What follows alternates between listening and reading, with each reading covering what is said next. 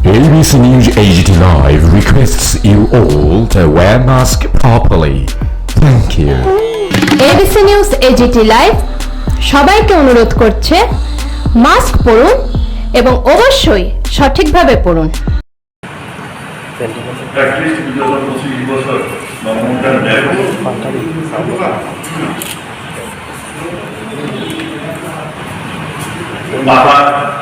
যে পার্টির ক্ষমতা থাকে রাজনৈতিক ক্ষমতা পাহাড়টা উপেক্ষিত। পাহাড়ে যারা বাস করে, সমতলে যারা বাস করে, তাদের জন্য যে সুযোগ সুবিধাগুলি তার 20% যারা পাহাড়ে বাস করে তাদের ভাবতে দিতে হবে। ইন্দিরা গান্ধী 60 কান্ডারে private autonomous district council introduce হয়েছে। যে উদ্দেশ্য নিয়ে এটা করা হয়েছিল সেটা ব্যর্থ। বিগত দিনে যারা ক্ষমতায় ছিল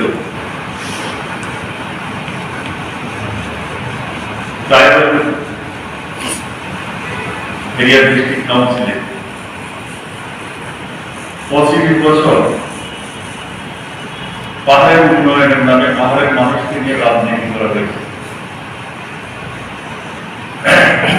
তাদের ভাগ্যে তাদের যে পাওনা সেগুলি কিছুই মিলে, সেটা প্রপার রাস্তাঘাট বলুন, স্বাস্থ্য পরিষেবা বলুন, কর্মসংস্থান বলুন,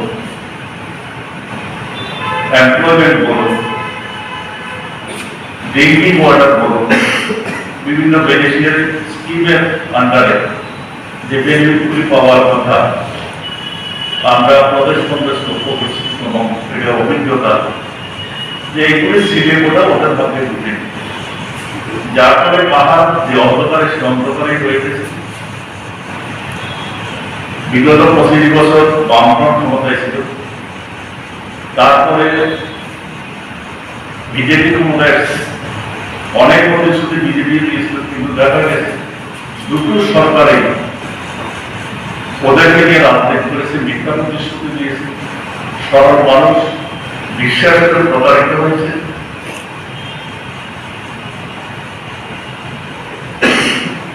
পাওয়া কিছুই ঢুকে কিছুদিন আগে প্রাইভেট অটোনমাস ডিস্ট্রিক্ট কাউন্সিলের নির্বাচন হয়ে গেল। প্রতিদ্বন্দ্বিতা কংগ্রেসও করেছে, বিভিন্ন ন্যাশনাল পার্টি করেছে, বিজেপি দুটো করেছে, আইপিএফটি। কিন্তু দেখা গেল পাহাড়ে প্রাইভেট অটোনমাস ডিস্ট্রিক্ট তারা ত্রিপুরা মাথা দিয়ে তাদের আস্থা জ্ঞাপন করেছে, তাদেরকে পরে আমরা রায় মেনে নিয়েছি এবং আমরা মানসিকভাবে প্রস্তুত। নবনির্বাচিত যে ডিস্ট্রিক্ট কাউন্সিল হয়েছে তাকে সর্বরকমের কনস্ট্রাকটিভ সহযোগিতা যদি আমাদের কাছে চায়, না আপনাকে মানুষের সাথে আমরা করবো। আমি মনে করি অন্যান্য রাজনৈতিক দলগুলির নির্বাচনী যে বার্তা, যে ভার্ডিক্ট মানুষ পাহাড়ে দিয়েছে, সেখানে সেটাকে সম্মান করা এবং মেনে নেওয়া, কাউন্সিলকে কাজ করতে দেওয়া, যে নির্বাচিত গণতন্ত্র সুস্থ গণতন্ত্রের জন্য তাদেরকে কাজ করতে দেওয়া, তাদেরকে সাহায্য করা, তাদেরকে লিগালি অটোনমাস ডিস্ট্রিক্ট কাউন্সিল যে সমস্ত সুযোগ সুবিধা, আর্থিক সহায়তা রাজ্যের থেকে পাওয়ার কথা সেগুলি যাতে তারা পায় এবং এটা তাদের প্রাপ্য, কংগ্রেস জায়গা পায়। কিন্তু আমরা লক্ষ্য করছি কিছুদিন ধরে আগে ল্যান্ড ফ্রন্ট রাজ্যের ক্ষমতা থেকে চলে যাওয়ার পরে পাহাড়ে সেই একই রাজনৈতিক লক্ষ্যে পাহাড়ের মানুষের স্বার্থে নয়, বিজেপি আইডিএফটি মিলে বিভিন্ন প্রতিষ্ঠানগুলিকে ভিলেজ ডেভেলপমেন্ট কমিটি সেগুলিকে দখল করার জন্য তখন বিজেপি আইডিএফটির মধ্যে প্রতিযোগিতা, কোথাও কোথাও মারামারি, রক্তাক্ত সংঘর্ষ। তখন কোথাও কোথাও আমরা বক্তব্য করেছি, ইভেন রাজ্যের মাননীয় যিনি পার্লামেন্টের সদস্য উনিও আক্রমণ থেকে বাঁচার জন্য উনি অভিযোগ করেছেন, বাড়িয়ে এসেছেন, না হলে উন্নত পারছেন। এই খেলায় ছিলেন ওনারা জোট সরকারের একই অপরের শরীর সরকারের এক দল আর দলের কর্মীদেরকে আক্রমণ করেছে এবং এটা শুধু ব্যক্তিগত লাভ এবং এডিসিতে যে প্রদত্ত সুযোগ সুবিধা সেগুলিকে রোধ করার জন্য নির্বাচন হলো মানুষ বিক্রমতাকে ক্ষমতা এনেছে। এখন দেখি রাজ্য সরকার এটাকে মেনে নিতে পারছে না বিজেপি আইডিএফটি এই জয়টাকে বিক্রমতা মুখে বলেছে আমরা সকল সহযোগিতা কাজের মধ্যে দেখা যাচ্ছে বিজেপি আইডিএফটি সরকার, বিশেষ করে বিজেপি দল ওনাদের যে নির্বাচনের ধারাগুলি সেটাকে মেনে নিতে পারছেন না। বিভিন্নভাবে একইভাবে ক্ষমতায় না থাকলেও সরকারি প্রশাসনকে কাজে লাগিয়ে এডিসির ক্ষমতা দখলের চেষ্টা করছে। নির্বাচিত যে এডিসি এখন গঠিত হয়েছে তারা যাতে কাজ না করতে পারে সমস্ত প্রক্রিয়া এই সরকার গ্রহণ করেছে এবং তার পেছনে রাজনৈতিক উদ্দেশ্য হল বিজেপি আইডিএফটি।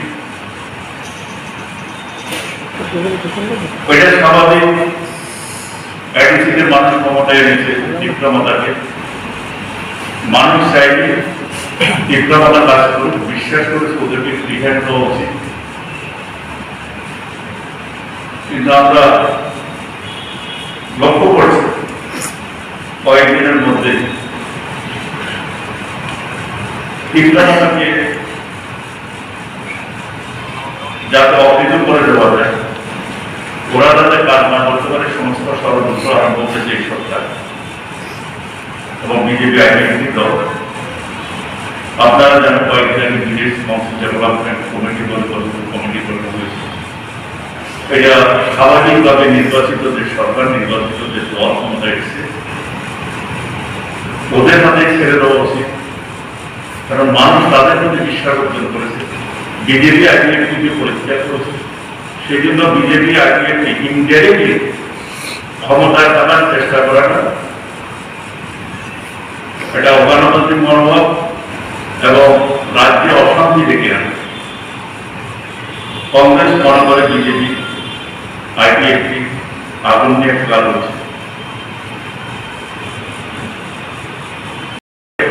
বিক্রমতা ক্ষমতায় আসার পরে ভিলেজ কাউন্সিল পরিচালনার জন্য ওনারা যে কমিটিগুলি গঠন করেছিলেন সেগুলিকে কাজ করতে দেওয়া উচিত, সবাই দেখা উচিত। মানুষ বিশ্বাস করেছে, ভোট দিয়েছে, ওরা ব্যক্ত হলে মানুষের ডিসিশন নেবে। কিন্তু গণতান্ত্রিক ভার্ডিক্টে উপেক্ষা করা কোনো দলের পক্ষে সমস্যা নয়। সেই জন্য আমরা আজকে প্রেস কনফারেন্সের মধ্য দিয়ে সরকারকে, বিজেপি আইডিএফটি জোট সরকারকে আমরা অনুরোধ এবং দাবি করছি যে এই প্রচেষ্টাতে হাত গুটিয়ে নিতে ওদেরকে ফ্রি হ্যান্ড দেওয়ার জন্য, যাতে এডিসি পরিচালনারা ফ্রি হ্যান্ড ওদের স্বাধীনভাবে করতে পারে এবং যারা বরাদ্দ সুযোগ সুবিধা আন্ডার 6 সবগুলি যাতে তাদেরকে প্রদান করা হয়, তাহলে মানুষ রাস্তায় নামতে পারে, সেটা পাড়ায় অশান্তি থেকে আনতে পারে। কারণ পাড়ায় মানুষ মনে করে যে আমাদের ভারতের নাগরিক হওয়া সত্ত্বেও আমাদের যে পাওনাগুলি আমরা শুনতে পাচ্ছি না, সরকার আমাদেরকে ডিসপ্লে করছে। নতুন একটা দল ক্ষমতায় এসেছে, ওনারা প্রত্যাশা করছে ওনাদের সেগুলি পূরণ হবে, সুতরাং তাদেরকে কাজ করতে দেওয়া উচিত। আজকে আমাদের প্রেস কনফারেন্সের মেইন উদ্দেশ্য টিডিএডিসি কে যে নতুন ইলেক্টেড বডি,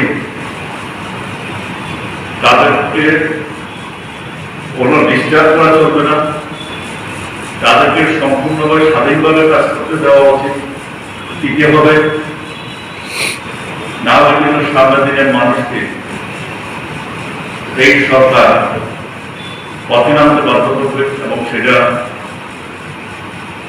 রাজ্যের পক্ষে মঙ্গল না হতে পারে। বিজেপি আইডিএফটি বিজেপি ভুল করছে,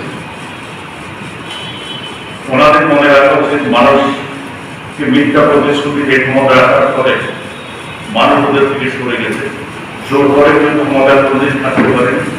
বিজেপি আইডিএফটিও ক্ষমতা থাকতে পারবে না। সামনে থেকে আমরা বিশ্বাস করি, দাবি করেছি রাজ্যের সর্বত্র আমরা যারা কর্মী, তারা অসংগঠিত কর্মচারী,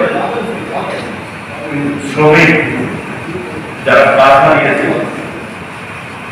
তাদের জন্য আমরা অ্যাপ্লিকেবল করেছি রাজ্যের রিক্সা শ্রমিক থেকে মেড সার্ভিস থেকে অসংগঠিত যারা সেক্টরে কাজ করে, অনেকেই আজকে কাজ নেই, তাদেরকে তাদের ৭,০০০ টাকা করে দেওয়া হয়। আরো একটা ইম্পর্টেন্ট ইস্যু আছে এখানে,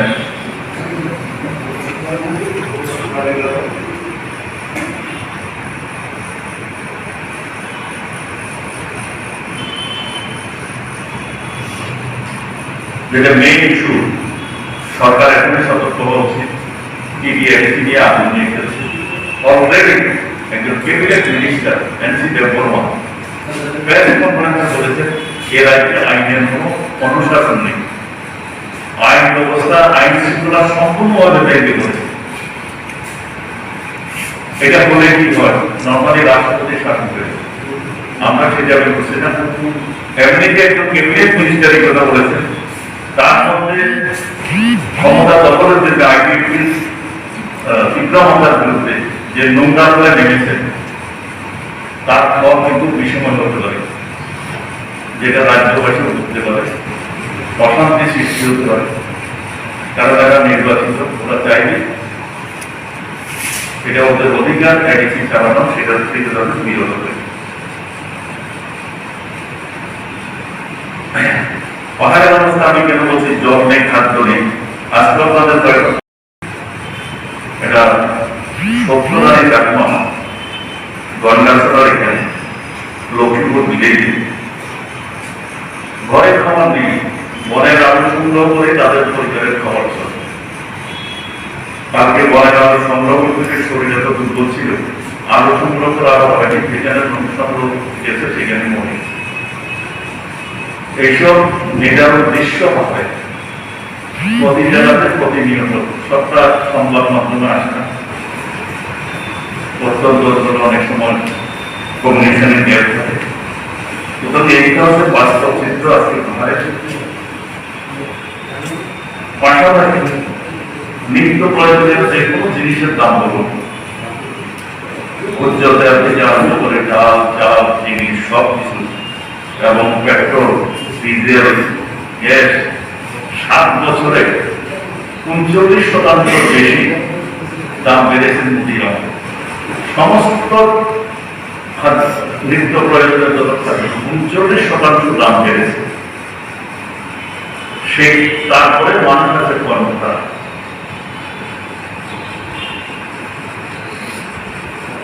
সেখানে এই অবস্থা কি করে রয়েছে, গরিব মানুষ যারা রিক্সা চালক, যারা মেড সার্ভেন্টের কাজ করে, বা আরো গরিব যারা বন্ধন থেকে ঋণ নিয়েছে,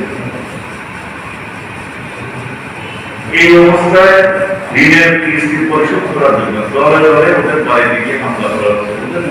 প্রতিদিন খাওয়ার মতো কোনো ব্যবস্থা নেই। সেই ক্ষেত্রে আমাদের ডিমান্ড বন্ধনের যে ব্যাংকের যে ঋণটা কোভিড চলাকালীন যতদিন না শ্রমিকেরা তাদের ট্রিটমেন্টের কস্ট ওনারা একটা নির্ধারিত করেছেন, আমরা মনে করি যে সর্বভারতীয়গুলোর ক্ষেত্রে এটা অস্বাভাবিক আমাদের মানুষের উপরে আইএলএস হসপিটাল এবং টিএমসি মানুষকে রুখছে এবং সরকার যে পয়সাটা আজকে নির্ধারণ করেছেন বিভিন্ন পেশেন্টের ক্ষেত্রে, বিভিন্ন ফেসিলিটির ক্ষেত্রে, সেটা ঠিক করে যে মানুষের পক্ষে সম্ভব না, ঠিক করে যে মানুষ নিতান্ত গরিব। সুতরাং সরকার এই খরচটা মিটিয়ে দিন, ভ্যাকসিনটা তাদের বিনামূল্যে পেতে পারে, চিকিৎসা তাদের বিনামূল্যে পেতে পারে, প্রাইভেট হসপিটালও সেটার দায়িত্ব সরকার নেই। না হলে যে মানুষ ট্রিটমেন্ট পাবে